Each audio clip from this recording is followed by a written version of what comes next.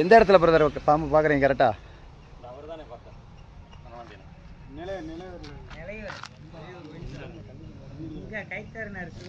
பாருங்க, 3 மாதத்துக்கு ஒரு தடவை தோல் உரிக்குங்க.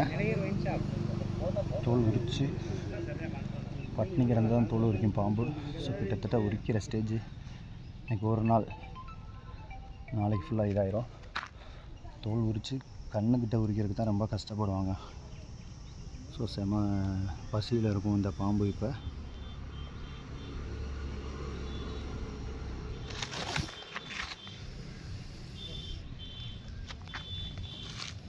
சரி காப்பாற்ற தான் வந்திருக்கேன்னு.